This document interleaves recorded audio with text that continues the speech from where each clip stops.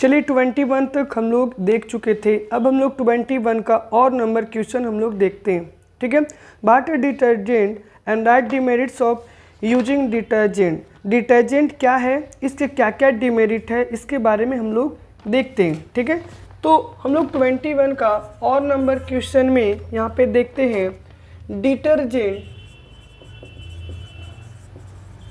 Detergent are chemically substance which is formed by ammonium or sulfonate salt of long chain of carboxylic acid. Detergent जो होता है वो एक chemically substance होता है जो अमोनियम और सल्फोनेट के साल्ट से बनाया जाता है, वो भी लॉन्ग चेन ऑफ क्या, कार्बोक्सिलिक एसिड का।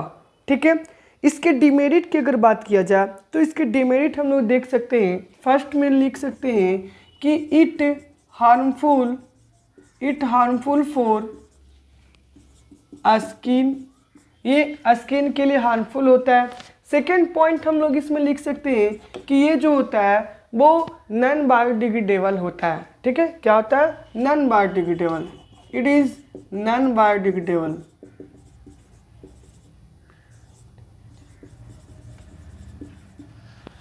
ये नॉन बायोडिग्रेडेबल होता है। तो 21 का तो क्वेश्चन हो गया। अब हम लोग आगे देखते हैं 25 का। What is meant by a lens and what does its sign indicate? States its SI unit and how is the unit related to the focal length of a lens?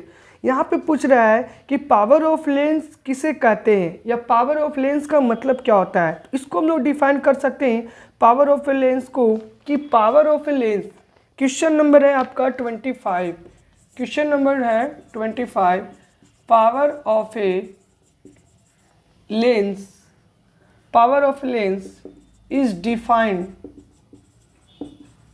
the measure of degree of convergence or divergence of ray of light falling on it। देखिए, lenses जो होती है एक convex lens होता है और एक concave lens होता है। तो जो रे ऑफ लाइट जो आता है, चाहे इन्फिनिटिव से आए चाहे किसी भी सोर्सेज से आए रे ऑफ लाइट, तो जब आती है तो पैरेलल आता है, प्रिंसिपल एक्सिस के पैरेलल आता है। तो ये जो लेंस है वो कितना कन्वर्ज कर रहा है और कितना डाइवर्ज कर रहा है, उसकी डिग्री को मेजर करता है ये पावर ऑफ लेंसेज।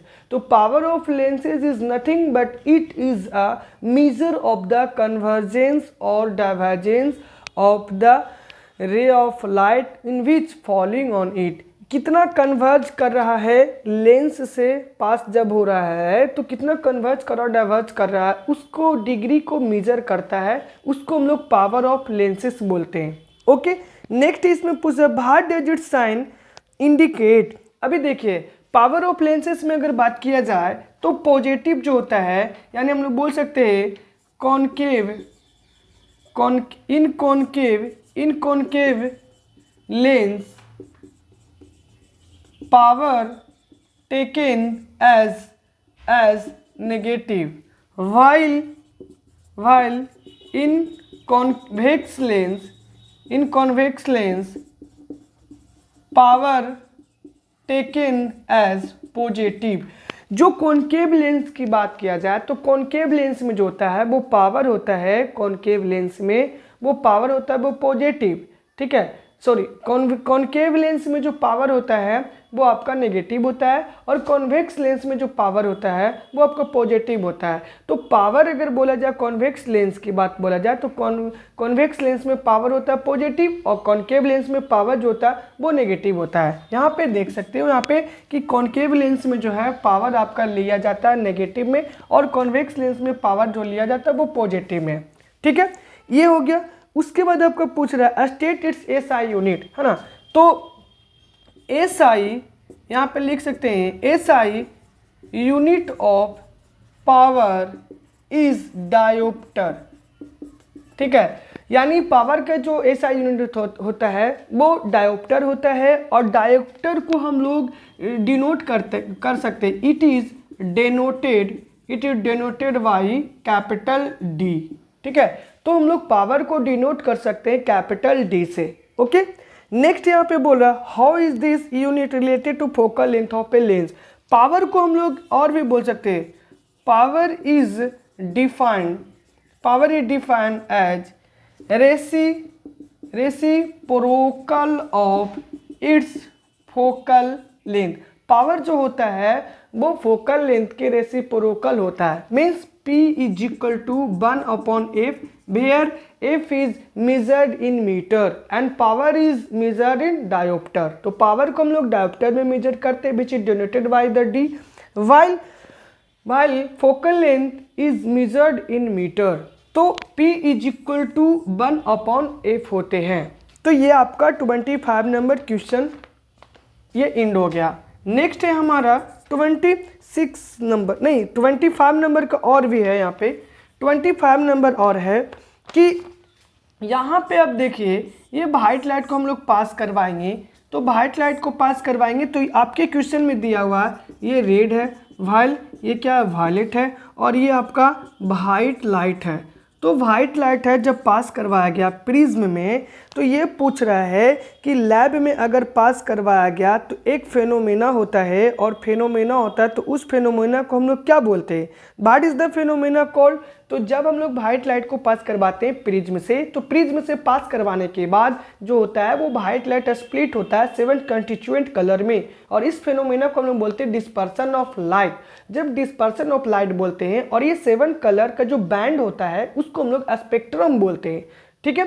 तो when the white light passes through the prism it splits into 7 constituent color and this 7 constituent color is also called the spectrum, ठीक है।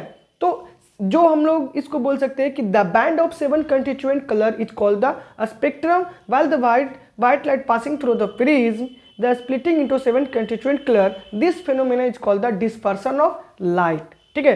तो जब 7 कंस्टिट्यूएंट कलर में ये है स्प्लिट होता है, उसको हम लोग डिस्पर्सन ऑफ लाइट बोलते हैं। तो फिनोमेना पूछ रहा है तो हम लोग फिनोमेना में बोल देंगे यहाँ पे डिस्पर्सन ऑफ लाइट, क्या है डिस्पर्सन ऑफ लाइट फिनोमेना है।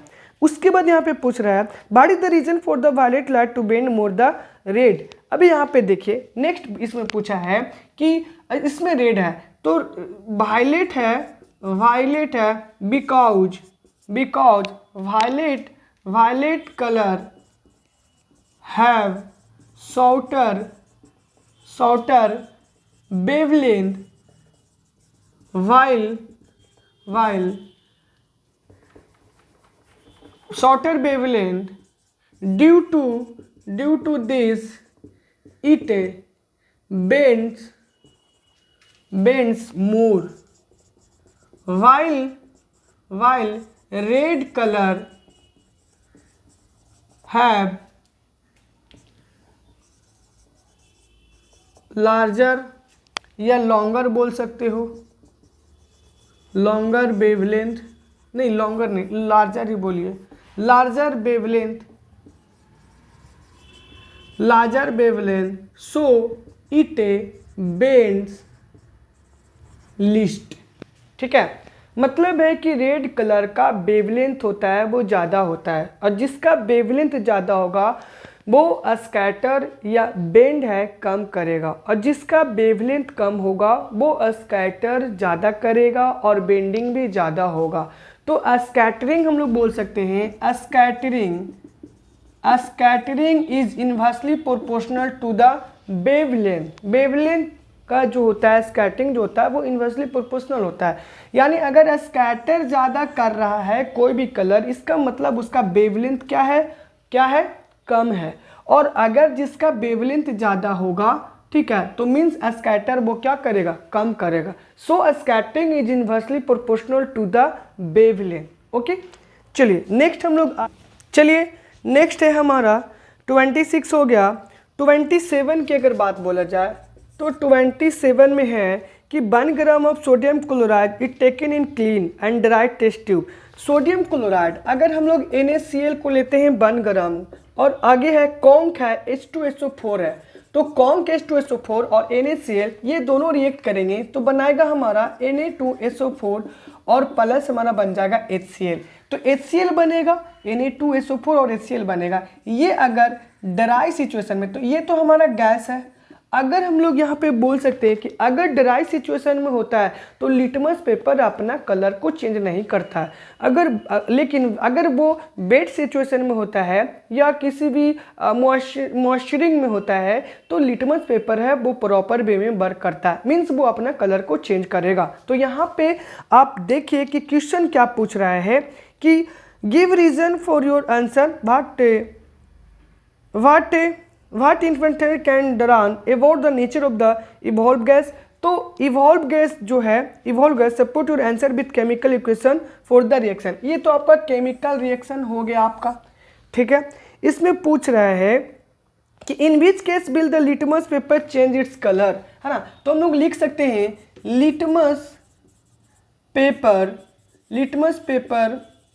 Only change its color in wet situation, not in dry situation। Okay, litmus paper जो होगा वो आपका ओनली अपना कलर को चेंज करेगा वो वेट सिचुएशन में या मॉइस्चरिंग सिचुएशन में, ना कि वो ड्राई सिचुएशन में वो अपना कलर को चेंज करेगा। ओके, तो ये भी हो गया आपका। What interference can be drawn about the nature of the evolve gas, support your answer with chemical equation for the reaction.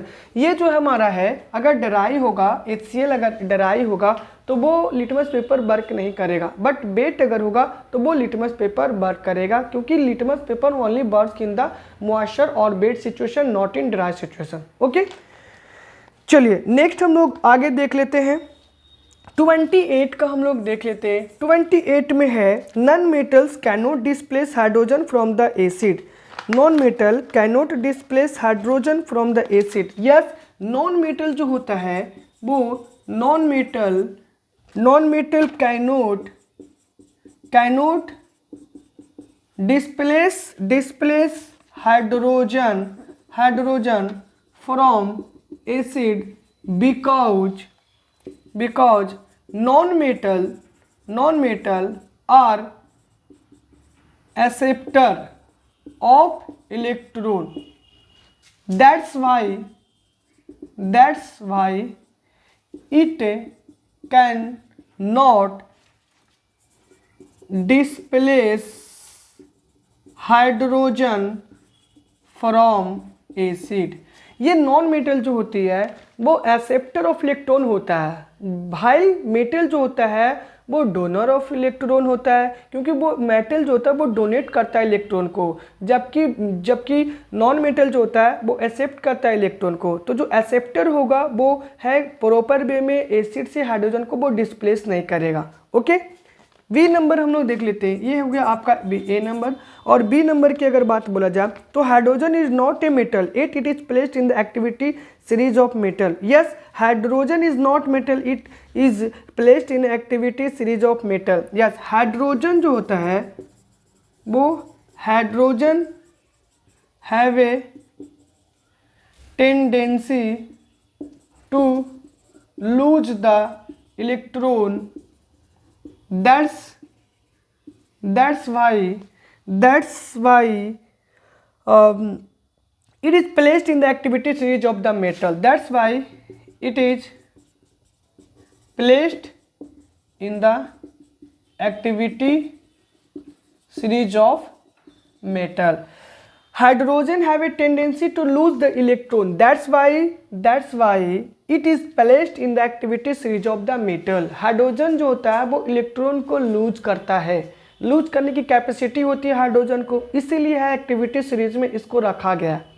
ठीक है, हालांकि देखा जाए तो मेटल जो होता है वो इलेक्ट्रॉन को लूज करता है, हाइड्रोजन भी उसी तरीके से इलेक्ट्रॉन को लूज करता है। इसलिए रिएक्टिविटी सीरीज में देखा जाए तो कहीं ना कहीं मेटल के साथ साथ है हाइड्रोजन भी आते हैं, और इसीलिए हाइड्रोजन को भी रखा गया, क्योंकि कुछ ना कुछ प्रॉपर्टी है जो कि मेटल की तरह मिलता है, क्योंकि मेटल के पास भी लूज करने की कैपेसिटी होती है इलेक्ट्रॉन, जस्ट लाइक उसी तरीके से हाइड्रोजन के पास भी है, इसलिए एक एक्टिविटी सीरीज में इसको रखा गया। ओके, नेक्स्ट हम लोग देख लेते हैं, aluminium is more reactive than iron, it is corrosion is less than that of iron. C number की अगर बात बोला जाए तो एल्युमिनियम जो होता है वो मोर रिएक्टिव होता है आयरन। चलिए ठीक है, ये भी बात सही है, क्योंकि रिएक्टिविटी सीरीज में आयरन से ऊपर रखा गया एल्युमिनियम को, और कहीं ना कहीं रिएक्टिविटी सीरीज से रिएक्टिविटी सीरीज में ऊपर रखा गया एल्युमिनियम को, तो आयरन से कहीं ना कहीं ग्रेटर यानी मोर रिएक्टिव होगा। फिर भी ये है आयरन से है लेस, मतलब है स्लोली है, इसमें कोरोजन लगता है। क्यों? क्योंकि एल्युमिनियम जो होता है, aluminium coated a thick layer of Al2O3, इसको हम लोग बोलते हैं aluminium oxide on its surface, so it prevent from further corrosion. तो and it also slow the corrosion process, means है एल्युमिनियम के ऊपर एक है एल्युमिनियम ऑक्साइड का लेयर कोटेड हो जाता है, जिसके कारण वो फर्दर है रिएक्शन यानी रस्टिंग से या कोरोजन से इसको प्रोटेक्ट करता है, जबकि आयरन के पास ऐसा प्रॉपर्टी नहीं होता है। हालांकि यही बोला गया है कि एल्युमिनियम जो है वो मोर रिएक्टिव होते हुए भी है आयरन से, वो स्लोली कोरोजन प्रोसेस उसमें होती है। इसका यही रीज़न है कि उसके ऊपर है आपका है एल्युमिनियम का एक एल्युमिनियम ऑक्साइड का लेयर कोटेड हो जाता है, Al2O3 का है एक लेयर कोटेड हो जाता है। ओके, तो आपका है। चलिए अब हम लोग 30 नंबर क्वेश्चन देख लेते हैं। Divergent lens has focal length 30 centimetre. यहाँ पे हमारा फोकल दिया हुआ 30 का है, फोकल लेंथ दिया हुआ F is equal to 30 centimetre, और यहाँ हमारा है दिया हुआ object height HO is equal to है 5 सेंटीमीटर, और यहाँ पे हमारा है इमेज यानी V इज इक्वल टू हमारा दिया हुआ 15 सेंटीमीटर दिया हुआ। तो ये हमारा नेगेटिव में जाएगा, HI हमारा पूछ रहा है। तो अकॉर्डिंग टू लेंस फॉर्मूला में देख लेते हैं, 1/f is equal to 1/v minus 1/u। तो 1/f is equal to 1/v minus 1/u, तो f का वैल्यू अगर हम ले लेते हैं तो 30 होगा, क्योंकि ये क्या बनेगा, इनफ्रंट मिरर के इनफ्रंट है फोकल लेंथ, तो हमारा नेगेटिव में आ जाएगा। तो 1/-13 इक्वल टू v हमारा आ गया, तो v अगर -15, और u हमारा क्या दिया हुआ है, हमारा u नहीं दिया हुआ, तो u हमको निकालना है। तो इधर हम लेफ्ट साइड लेकर के आएंगे, तो 1/u इज इक्वल टू 1/-15, और इधर है पॉजिटिव तो उधर नेगेटिव जाएगा, तो ये हमारा पॉजिटिव आ जाएगा। तो ओवरऑल हम इसको एलसीएम ले लेते हैं, तो ये 30 आ जाएगा, ये हमारा 2 आएगा, और ये हमारा 1 आएगा। तो ओवरऑल हमारा 1/u इज इक्वल टू कितना आ जाएंगे, -1/30। तो overall u is equal to minus कितना आ गया, 30। तो हमारा u अगर आ गया 30, तो यहाँ पे हमारा HI पूछ रहा है। तो HI अगर पूछ रहा है तो हम लोग निकाल सकते हैं HI/HO ये होता है, और V/U होता है। तो HI हमारा है, HI हमारा नहीं दिया हुआ, तो HI इसको हम लिख देते हैं, HO हमारा दिया हुआ है, HO हमारा 5 सेंटीमीटर दिया हुआ है, ठीक है, और V हमारा दिया हुआ है -15, और हमारा U दिया हुआ है -13। तो देखिए यहाँ पे माइनस से माइनस कैंसिल हो गया है ना, और 15 2 जा कैंसिल हो गया, तो HI equal to 5/2 equal to G कितना आ जाएगा, 2.5 सेंटीमीटर। हो गया क्लियर। चलिए नेक्स्ट हम लोग देख लेते हैं, यहाँ पे B बोल रहा है, B में डायग्राम बोल रहा है, ठीक है। तो B में हमारा डायग्राम बोल रहा है, तो इसको हम लोग इस तरीके से डायग्राम बना सकते हैं। ये हमारा 2F1 हो गया, ये हमारा F1 हो गया, ये हमारा F2 हो गया, ये हमारा 2F2 हो गया। अगर हम लोग यहाँ पे रखते हैं ऑब्जेक्ट को, तो ये हमारा डाइवर्ज करेगा इस तरीके से, फोकस से इसको है डाइवर्ज करवाएंगे, ठीक है। अब है एक ऑप्टिकल सेंटर से जाएगा, तो ओवरऑल हमारा इमेज कहाँ पे बनेगा, ये बनेगा। तो हमारा डायग्राम यहाँ पे ये हो गया। ओके, चलिए 31 हम लोग देख लेते हैं।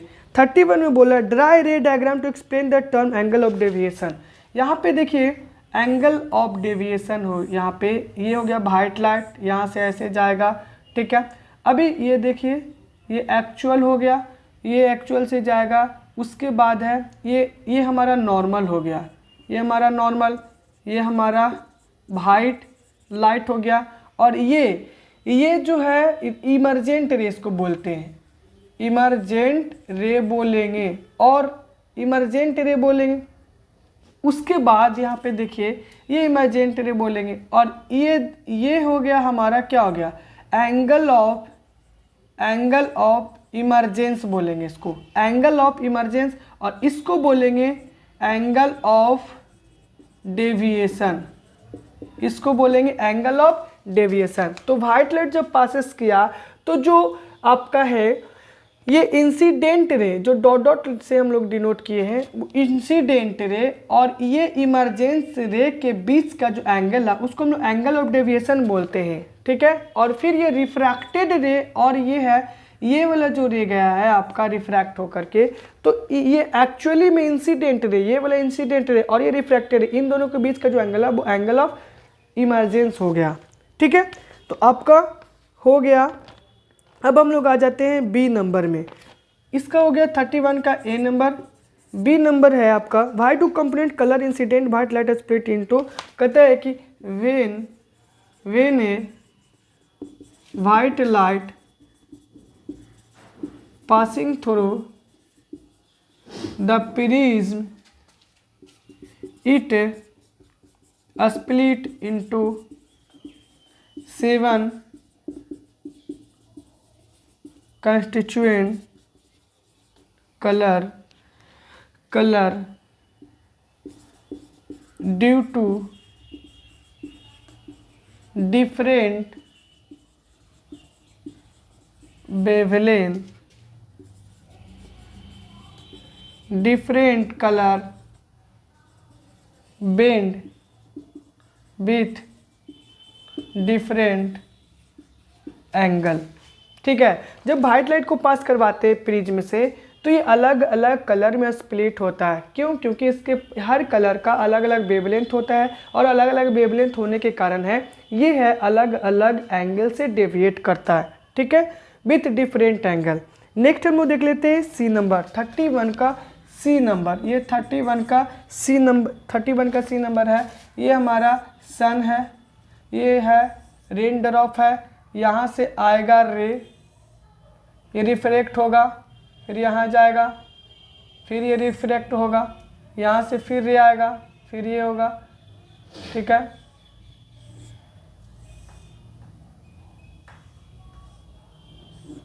ठीक है, तो ये हमारा वाइट लाइट है, वाइट लाइट जो सन से आ रहा है। यहाँ पे रिफ्रैक्टेड रे है, ये हमारा रेनबो हो गया। ये हमारा TIR हुआ, यानी टोटल इंटरनल रिफ्लेक्शन हुआ, ठीक है।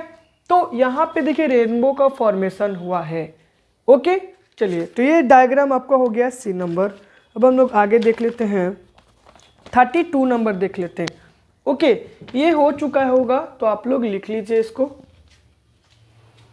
या स्क्रीनशॉट भी आप ले सकते हैं उसका। नेक्स्ट चलिए 32 नंबर में what is the role of the fuse used in the series with electrical appliances. आपको पता है fuse is a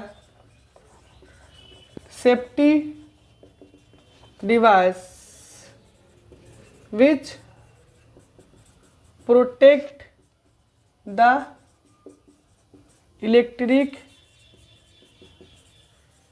appliances। Fuse जो होता है वो इलेक्ट्रिक, क्या होता है, इलेक्ट्रिक। चलिए अब हम लोग देखते हैं कि फ्यूज जो है, fuse is a safety device which protect the electric appliances, है ना। अब हम लोग, ये हो गया ए नंबर। बी नंबर हम लोग देख लेते हैं, fuse have certain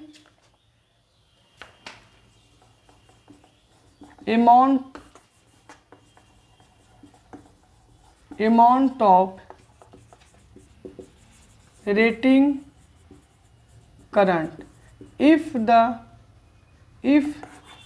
a more amount of electric current passes through the circuit, it damages the electric appliances. So रहने दीजिए, इतना ही तक रहने दीजिए, ठीक है। तो फ्यूज जो होता है वो एक certain amount of operating current होता है। अगर ज़्यादा से ज़्यादा इलेक्ट्रिक करंट पासेस होगा तो सर्किट जो होगा वो सर्किट से अगर ज़्यादा से ज़्यादा करंट पासेस करेगा तो ये इलेक्ट्रिक अप्लायंसेस को क्या कर देगा, डैमेज करेगा। इसलिए इसको है रिप्लेस नहीं कर सकते हैं लार्जर बर्न से, ठीक है, क्योंकि हर एक फ्यूज का जो होता है एक certain amount of operating current होता है, ठीक है। अगर उससे ज़्यादा अगर करंट पासेस करेगा तो वो सर्किट क्या होगा, आपको मतलब वो ब्रेक हो जाएगा, और ब्रेक होगा तो कहीं ना कहीं इलेक्ट्रिक अप्लायंसेस को है वो क्या करेगा, सेव करेगा, ठीक है। तो इस तरीके से हम लोग बोल सकते हैं कि फ्यूज जो होता है वो एक इलेक्ट्रिक डिवाइसेस होता है विच protect the electric appliances from the damage. Okay, चलिए नेक्स्ट हम लोग देख लेते हैं आगे 34 नंबर में हम लोग देख लेते हैं। 34 नंबर में define pH scale and draw the showing variation pH. तो पीएच स्केल के बारे में, pH scale is a scale which measure the hydrogen ion concentration in the solution. PH scale जो होता है वो एक स्केल होता है जो हाइड्रोजन आयंस के कंसंट्रेशन को क्या करता है, मेजर करता है। अगर इसमें देखा जाए तो वेरिएशन अगर देखा जाए तो ये हो गया वेरिएशन, ये हमारा न्यूट्रल, ये 7 होता है, 1 0 1 1 2 3 4 5 6 7, ये 8 9 10 11 12 13 और क्या हो गया, ये 14 हो गया। अगर हम लोग देखा जाए तो यहाँ से यहाँ तक मतलब है, इधर अगर जाएंगे तो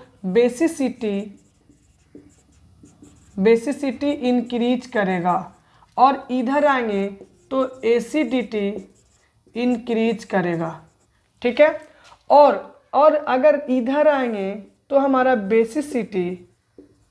बेसिसिटी डिक्रीज करेगा और इधर जाएंगे तो एसिडिटी क्या होगा, आपका डिक्रीज करेगा। मतलब 0 से 7 क्यों जाएंगे तो एसिडिटी डिक्रीज करेगा, 7 to 0 आएंगे एसिडिटी क्या होगा, इंक्रीज करेगा, क्योंकि हाइड्रोजन आयन कंसंट्रेशन इंक्रीज करेगा।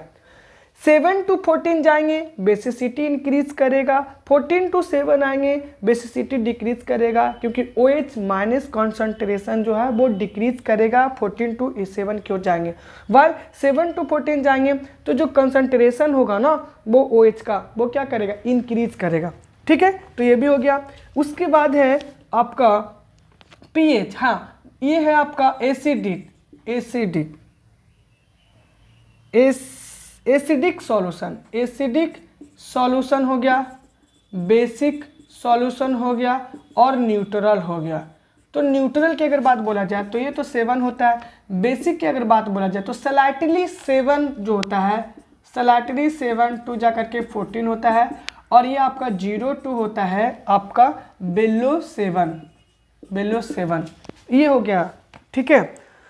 नेक्स्ट नंबर ए है आपका ब्लीचिंग पाउडर। जब हम लोग एयर में ओपन करके रखते हैं तो CaCl2 ब्लीचिंग पाउडर को जब हम लोग कार्बन डाइऑक्साइड से रिएक्ट करवाते हैं तो CaCO3 + Cl2 का फॉर्मेशन करता है, ठीक है। ब्लीचिंग पाउडर जब हम लोग एयर में एक्सपोज करके रखते हैं तो कैल्शियम हाइपोक्लोराइड जिसको बोलते हैं, कार्बन डाइऑक्साइड से जब रिएक्ट करेगा तो कैल्शियम कार्बोनेट बनाएगा और क्लोरीन बनाएगा। ओके, चलिए बी नंबर हम लोग देख लेते हैं कि ब्लू क्रिस्टल है तो CuSO4 ब्लू क्रिस्टल यानी कॉपर सल्फेट 5.5H2O ये रिएक्ट करेगा तो हमारा CuSO4 + 5H2O का फॉर्मेशन होगा। ओके, चलिए बैलेंस भी आप देख सकते हो काउंट करके। क्लोरीन गैस को जब लोग पास कराएंगे सिलेक्ट लैम्प से तो हमारा जो बनेगा कैल्शियम हाइपोक्लोराइड और वाटर बनेगा, ठीक है। तो देखिए CaOH का होल ट्वाइस और Cl2, यानी कि क्लोरीन से पास करवाएंगे, है ना, सिलेक्ट लैम्प को, तो हमारा क्या बनाएगा, CaOCl2 प्लस H2O बनाएगा। ठीक है, तो कैल्शियम हाइड्रोक्साइड जिसको हम लोग लैम्प वाटर बोलते हैं, ठीक है, या सिलेक्ट लैम्प बोलते हैं, क्लोरीन गैस पास करवाएंगे तो कैल्शियम हाइपोक्लोराइड और वाटर का फॉर्मेशन करेगा। डी नंबर हम लोग देख लेते हैं, carbon dioxide gas pass through lamp water. ठीक है, तो कैल्शियम हाइड्रोक्साइड को हम लोग पास करवाते किससे, CO2 से, तो CaCO3 प्लस H2O बनाता है। मतलब है कैल्शियम हाइड्रोक्साइड जिसको हम लोग लैम्प वाटर बोलेंगे, कार्बन डाइऑक्साइड से रिएक्ट करवाएंगे तो कैल्शियम कार्बोनेट प्लस वाटर बनेगा। बैलेंस है, आप काउंट करके देख सकते हो। ठीक है, अब हम लोग ले लेते हैं NaOH, इसको हम लोग जिंक से रिएक्ट करवाएंगे तो हमारा जो बन जाएगा Na2ZnO2 और प्लस क्या बनेगा, H2, ये लिबरेट करेगा गैस। ठीक है, तो यहाँ पे सोडियम जिंकेट का फॉर्मेशन होगा। ओके, चलिए नेक्स्ट हम लोग आगे देख लेते हैं 36 नंबर पर देख लेते हैं। 36 नंबर है आपका, ये बोल रहा है कि डायग्राम बनाना है पैरेलल रेजिस्टर। तो ये देखिए हमारा पैरेलल रेजिस्टर हो गया।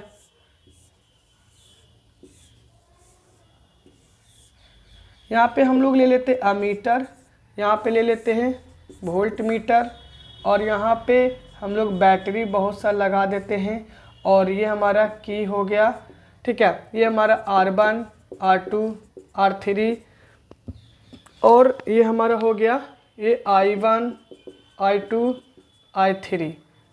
ठीक है, एक्सप्रेशन बोल रहा है यहाँ पे, तो हम लोग RP ले लेंगे, और क्या ले लेंगे यहाँ पे हम लोग 1/R1। ठीक है, तो यहाँ पे इसको अगर देखा जाए तो यहाँ पे अभी इसको रहने दीजिए। तो आपको पता है कि पैरेलल कॉम्बिनेशन में हम लोग इसको एक्सप्रेशन निकाल रहे हैं, तो पैरेलल कॉम्बिनेशन में अगर निकालेंगे तो देखिए यहाँ पे आपको पता है कि V = IR होता है, V = IR होता है, I = क्या हो जाएगा, V/R हो जाएगा ओम्स लॉ से। ठीक है, ओम्स लॉ से हो जाएगा। अब आपको पता है कि पैरेलल कॉम्बिनेशन है, तो पैरेलल कॉम्बिनेशन में करंट जो होगा वो डिफरेंट होता है, वोल्टेज सेम होता है। सीरीज में करंट सेम होता है और वोल्टेज क्या होता है, डिफरेंट होता है। बट यहाँ पैरेलल है तो वोल्टेज सेम होगा और करंट क्या होगा, डिफरेंट होगा। तो इसके अकॉर्डिंग अगर देखा जाए तो हम लोग क्या ले सकते हैं, यहाँ पे V = IR हो गया, तो करंट से हम लोग है इसको एक्सप्रेस मतलब हम लोग रिलेट करेंगे, तो I = I1 plus I2 plus I3। अगर इसकी बात बोला जाए तो I1 = क्या हो जाएगा हमारा V/R1, I2 = V/R2 और I3 = V/R3। तो अगर हम I का वैल्यू रख देंगे यहाँ पे V/R, I का वैल्यू रखेंगे तो V/R1 प्लस यहाँ पे I2 = V/R2 और I3 = V/R3। अब इससे जो कॉमन आ रहा है वो हम लोग कॉमन ले लेते हैं, तो यहाँ पे इसको रहने दीजिए, V कॉमन हो गया, और यहाँ पे 1/R1 plus 1/R2 plus 1/R3। अब इसको कॉमन ले लिए हो आप, तो भाई से भी कैंसिल हो गया। तो यहाँ पे आप क्या कर सकते हो, यहाँ पे हम लोग क्या आ जाएगा, यहाँ पे P लिख सकते हो आप, तो 1/R1 plus 1/R2 plus 1/R3। तो ये हमारा ओवरऑल एक्सप्रेशन आ गया। ओके, क्योंकि देखिए डायग्राम बोले थे बनाने, डायग्राम हो गया, आपको एक्सप्रेशन बोला निकालने, एक्सप्रेशन हो गया। ओके, चलिए नेक्स्ट हम लोग आगे देख लेते हैं। बी नंबर में बोल रहा है आपका calculate the equivalent resistance of the flowing network. अभी यहाँ पे है बी नंबर में देखिए किसका है, तो आपका 36 का बी है। 36 का बी देखा जाए तो इसमें बोला है इक्विवेलेंट रेजिस्टेंस निकालने के लिए। तो आपको पता है ये ए है, ये हमारा एक रेजिस्टर है, और ये हमारा एक रेजिस्टर है, ये रेजिस्टर है, ये बी है। करंट यहाँ से आया है, यहाँ पे 10 ओम है, यहाँ पे आपका कितना है 220 ओम है, और यहाँ पे 20 ओम है। आपको यहाँ पे फिगर से पता चल रहा होगा कि 20 ओम ये पैरेलल कनेक्शन में है, तो 20 और 20 ये पैरेलल में है, तो पहले इसको हम लोग पैरेलल में कर लेते हैं। तो क्या हो जाएगा आपका 1/RP = 1/20 प्लस 1/20। यहाँ पे ओवरऑल 20 और 1 प्लस 1 = 2/20। तो 1/RP = 2/10 जा जाता 1/10, तो RP = कितना आ जाएगा 10 ओम। अब ये दोनों को जब हम लोग पैरेलल कॉम्बिनेशन में हम लोग मतलब है कैलकुलेट कर लिए, अब ये बचा तो दोनों को हम लोग सीरीज में कैलकुलेट करेंगे।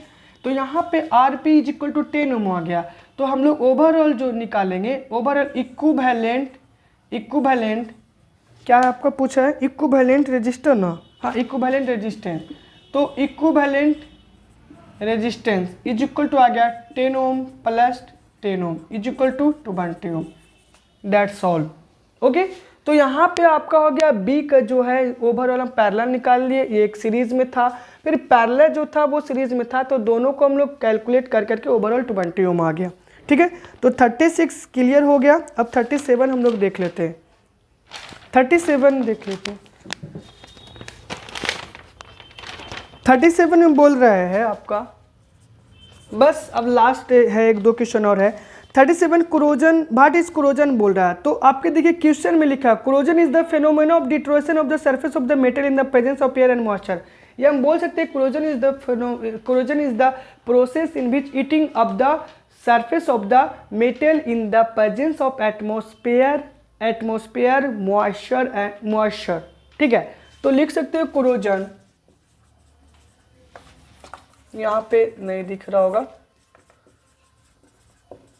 Corrosion is the process of eating up the surface of metal by the action of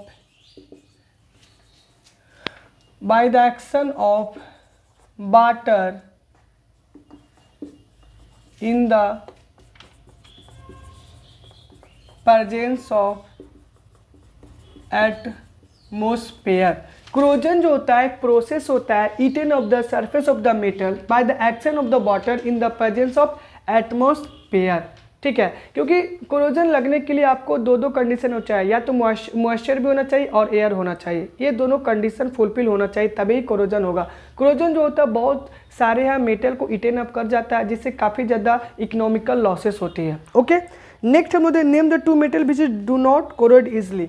B number है यहाँ पे आपका, गोल्ड भी ले सकते हो आप, गोल्ड और सिल्वर ले सकते हो, या प्लेटिनम भी ले सकते हो। तो बी नंबर आपका खत्म हो गया। ओके, नेक्स्ट हम देख लेते हैं C number, write any two effect of corrosion. ठीक है, write any two effect of corrosion, देख सकते हो हम लोग डैमेज, इसको हम लोग बोल सकते हैं डैमेज द मेटेलिक इक्विपमेंट। ये क्या कहता है, डैमेज द मेटेलिक इक्विपमेंट। दूसरा हम लोग लिख सकते हैं loss of valuable metallic object. ठीक है, तो ये डैमेज करता है मेटेलिक इक्विपमेंट को और loss of valuable metallic object. ठीक है, तो ये जो हो गया आपका वैल्यूएबल जो मेटेलिक ऑब्जेक्ट है उसकी भी काफ़ी ज़्यादा लॉसेस होता है। जैसे हम लोग देखते हैं अंडरग्राउंड जो पाइपिंग करवाते हैं वो भी आयरन का बना होता है, उसमें भी कोरोजन रस्टिंग वगैरह लगता है, तो उसमें भी हमारे काफ़ी ज़्यादा इकोनॉमिक्स लॉसेस होते हैं। ठीक है, तो ये हो गया आपका दो है इफेक्ट हो गया। उसके बाद है आपका डी नंबर है आपका, D number, list any two ways by which can prevent rusting. Rusting से हम लोग किस तरीके से मेटेलिक ऑब्जेक्ट को बचा सकते हैं, उसके दो आपको है लिस्ट वेज बताना। ठीक है, तो बोल सकते हैं बाय अप्लाइंग पेंटिंग, बाय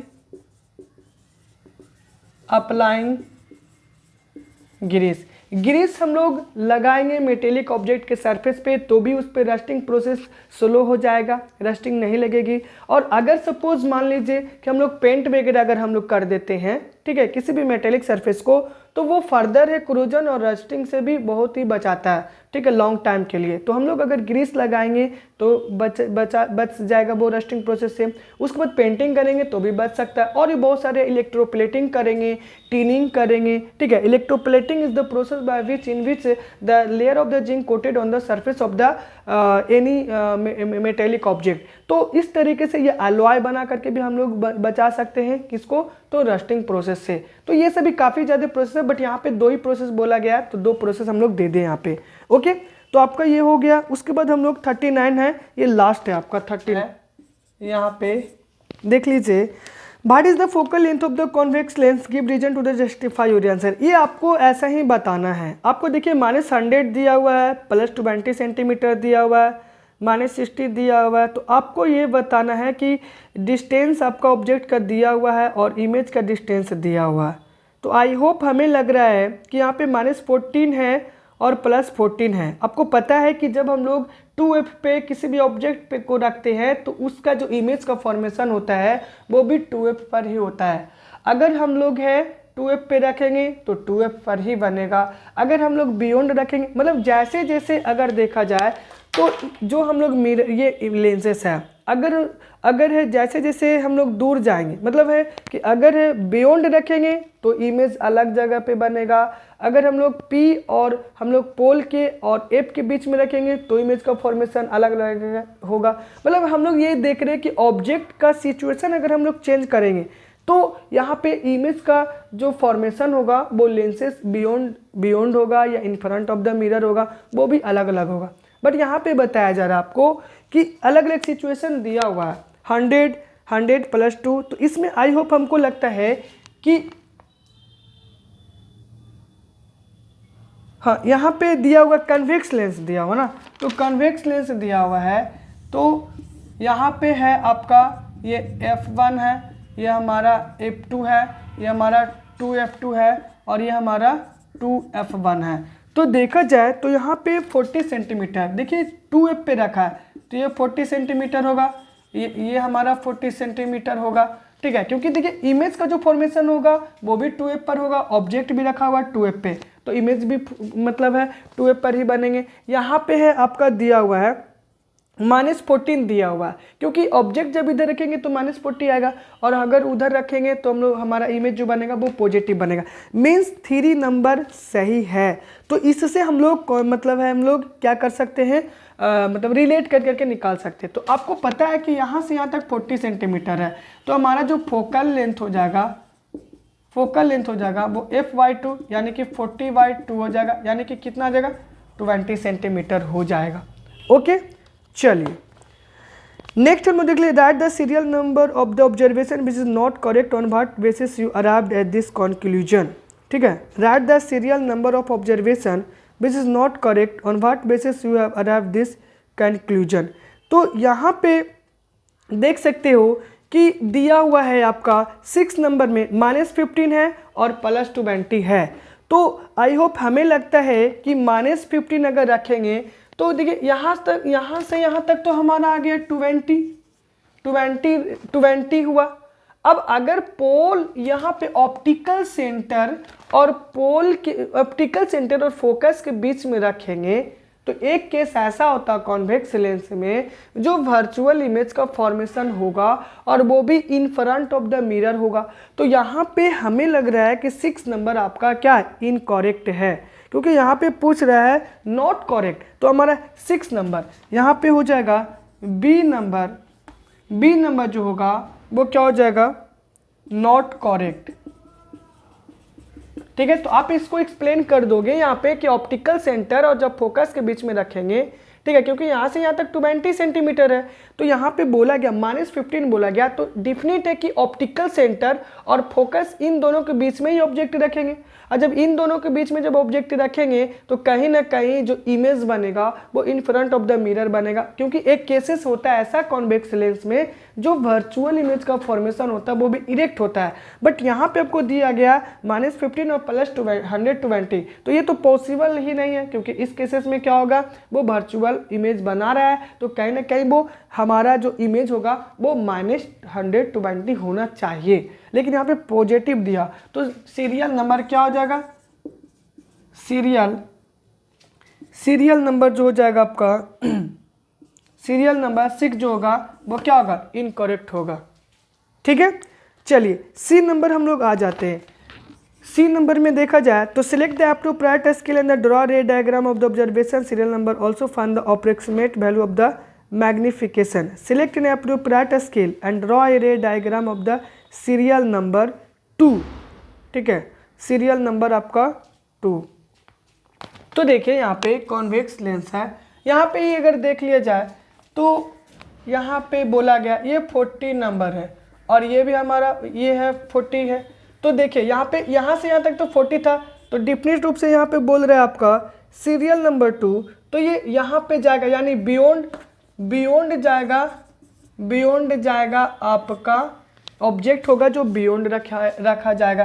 तो यहाँ से अगर देखा जाए तो हम लोग फोकस से इसको ड्रॉ कर देंगे, फोकस से ड्रॉ करेंगे कि नहीं करेंगे, एक ऑप्टिकल सेंटर से ड्रॉ करेंगे। तो हमारा जो इमेज बनेगा वो f2 और 2f2 के बीच में बनेगा। ठीक है, चलिए क्योंकि जैसे ही दूर जाते हैं तो इमेज और क्लोज आता है, और जैसे ही ऑब्जेक्ट क्लोज लाते हैं तो इमेज थोड़ा सा क्या बनता है, दूरी पे बनता है। ठीक है, 39 का ए बी हो गया। अब हम लोग सी कर लेते हैं। ओके, तो आपको मैं डायग्राम तो बता चुका हूँ यहाँ पे, लेकिन यहाँ पे बोल रहा है कि find the approximate value of the magnification, यहाँ पे बोल रहा है। ठीक है, तो अप्रोक्सीमेट वैल्यू हम लोग मैग्निफिकेशन का देख लेते हैं। आपको पता है कि एम इज इक्वल टू होता है वी बाई यू होता है। हमारा भी जो दिया हुआ है वो आपका +30 दिया हुआ है। ठीक है, और हमारा यू जो दिया हुआ है वो हमारा -60 दिया हुआ है, क्योंकि यहाँ पे बता रहा है कि सीरियल नंबर 2 के according approximate value of the magnification find करना। तो 32 जा क्या हो गया 60, तो 1/-2, तो हमारा मैग्निफिकेशन जो ओवरऑल आ गया वो -0.5 आ गया। और मैग्निफिकेशन का जो होता है वो कोई भी यूनिट नहीं होता है, मैग्निफिकेशन जो होता है वो यूनिट लेस होता है, इसीलिए हम लोग इसमें मैग्निफिकेशन का कोई भी यूनिट नहीं दिए। तो हमारा जो अकॉर्डिंग टू सीरियल नंबर 2 बोला है, तो अकॉर्डिंग टू सीरियल नंबर यहाँ पे हम लोग ले आए। ठीक है, भी का वैल्यू था +30 एंड यू का वैल्यू है -60, उसके अकॉर्डिंग हम लोग फाइंड आउट कर लिए। तो हमारा वैल्यू जो आ गया वो 0.5 सेंटीमीटर आ गया। ओके, नेक्स्ट हम लोग देख लेते हैं। इसी में और वाला क्वेश्चन है इसमें। तो और वाला इसमें पूछ रहा है what is the magnification of the image form by a plane figure. तो हम लोग लिख सकते हैं मैग्निफिकेशन ऑफ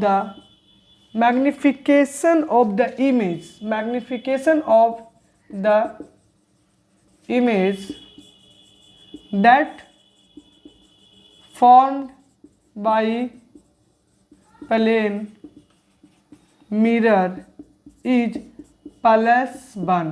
प्लेन मिरर में जो होता है वो मैग्निफिकेशन जो होती है वो +1 होता है।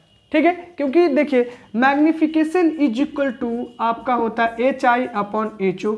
ठीक है, HI/HO होता है, और मैग्निफिकेशन +1 हो गया, वैल्यू रख दिए +1, और HI और HO रख दिए। अगर हम लोग क्रॉस मल्टीप्लिकेशन ओवरऑल करेंगे तो हमारा HO इज इक्वल टू क्या आ जाएगा, HI आ जाएगा।